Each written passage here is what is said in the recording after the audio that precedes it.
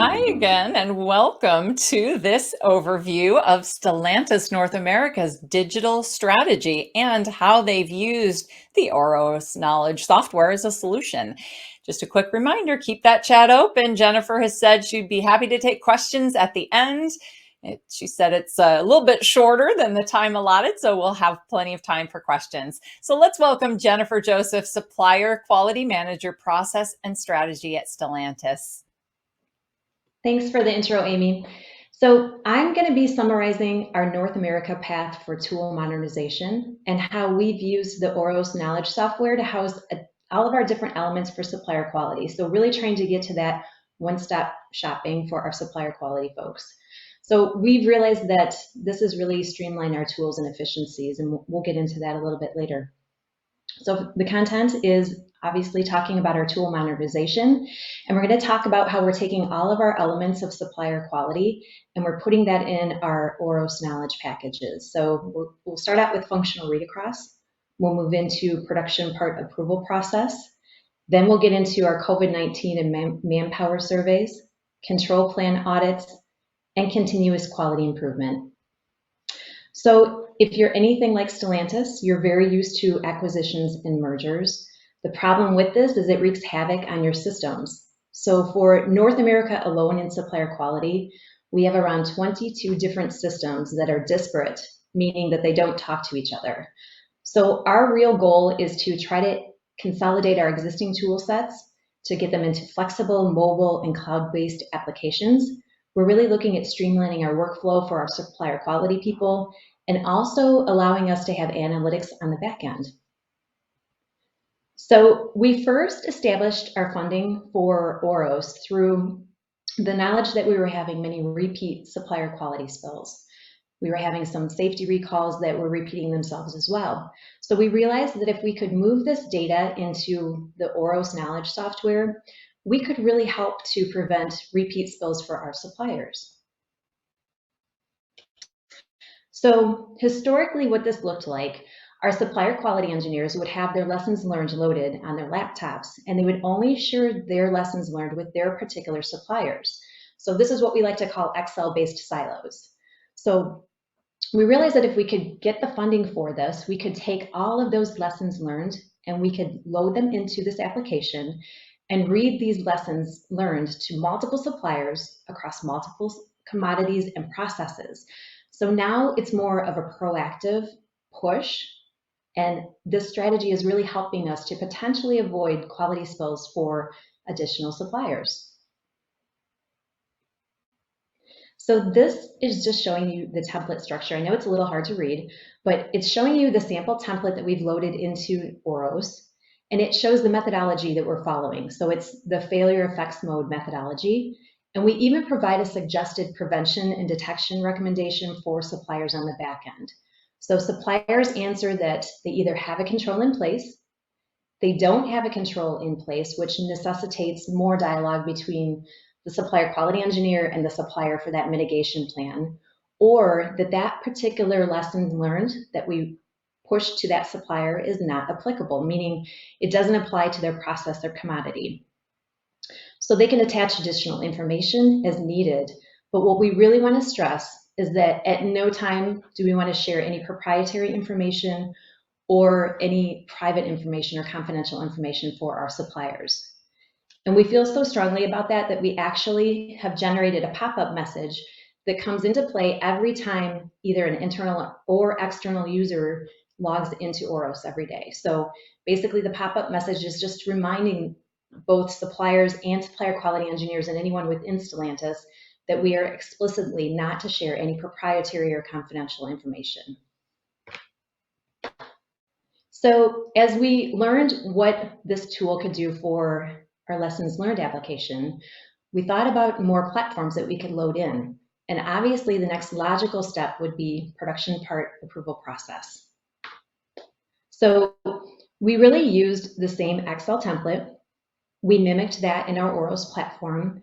And instead of having those independent PPAP or production part approval standalone documents on supplier quality's laptops, we now have one central repository that we can manage the data. We can perform executive dashboarding in the back end. and we can really know where we stand for the completion of program timing. It also provides that streamlined two-way communication between our supplier quality folks, our engineers, our metrology labs, and our suppliers. So it's really streamlining our PPAP processes and is allowing that really nice collaboration. So this is just showing you what our old Excel tool looked like. And we've loaded all 240 of those PPAP elements into the new OROS application. It allows us to attach any documents that we need to on the back end.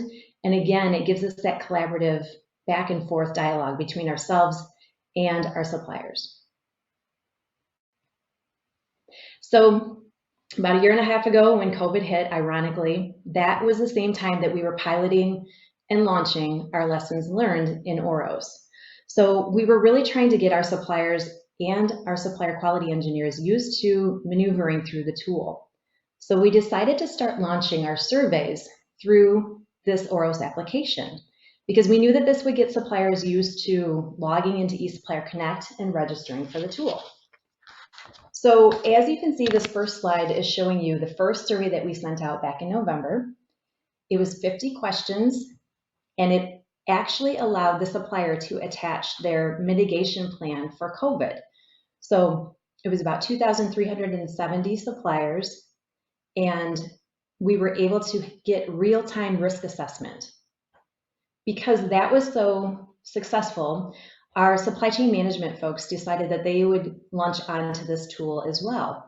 So they developed 28 questions. It also was kicked off in November, and it focused on modular suppliers. So again, we were able to mitigate whether they were having broadcast issues, whether there were manpower constraints, trailer details, bank status, etc. Since that was so successful, they have been sending out a daily survey to all of their just-in-time modular suppliers. So these are 12 simple questions.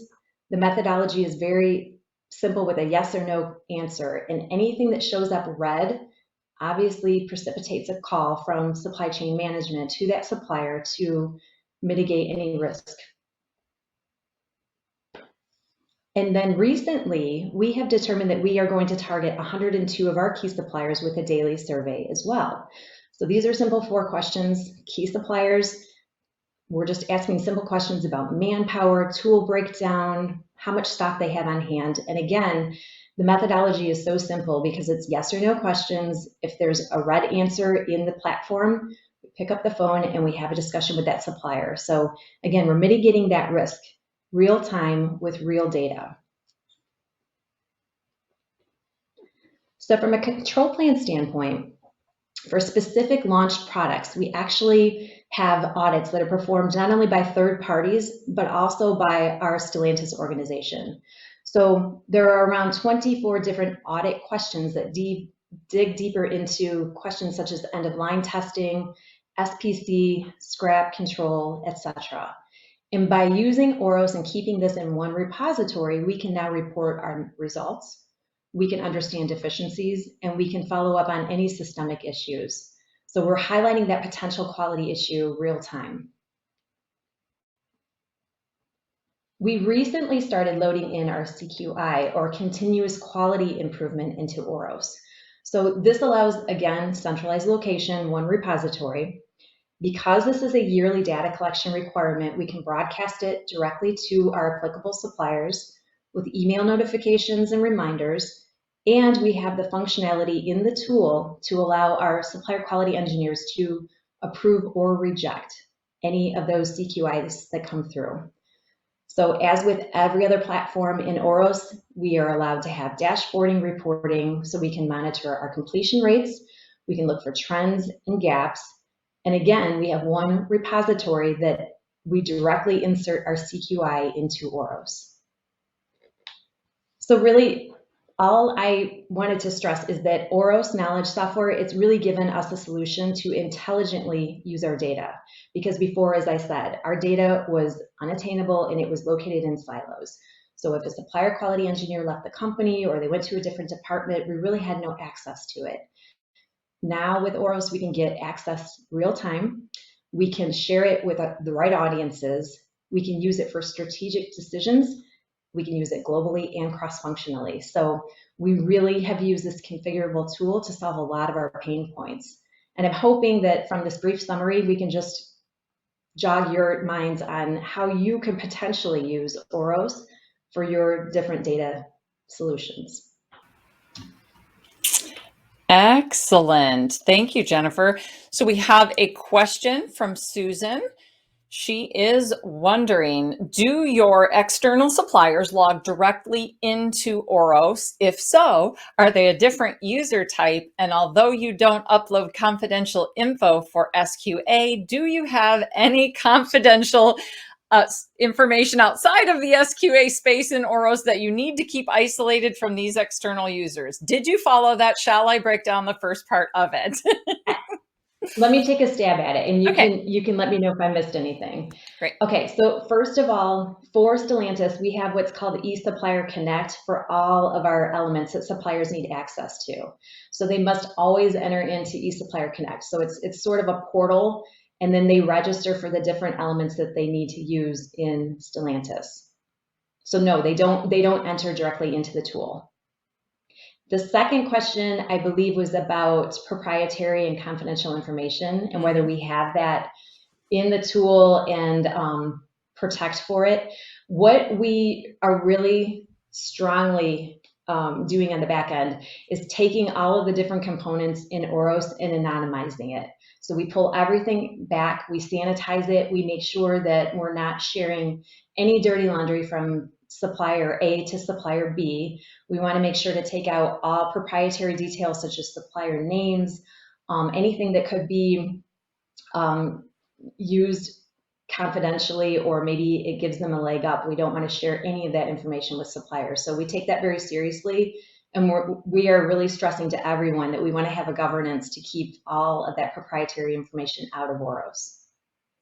Excellent. And you've got some comments as well. Jim, JoBeth, David, great job. They really appreciated your presentation. Another question as well from Adriana. How is license access managed with Oros for the suppliers? So I don't want to get into the monetary aspect of this, but I will tell you that it is free to suppliers. So that licensing agreement is with Stellantis. I hope that answers your question. Okay.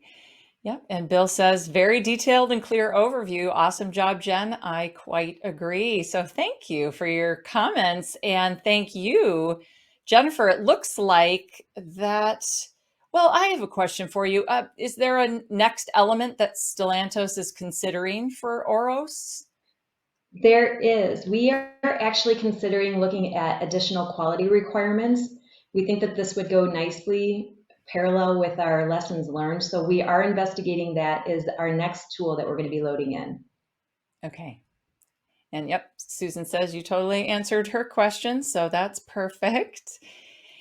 So now I want to make sure I put in the survey link for the session and let you know we're going to the drawing. That's right, for the Yeti cooler. Thank you for being my audio visual team there.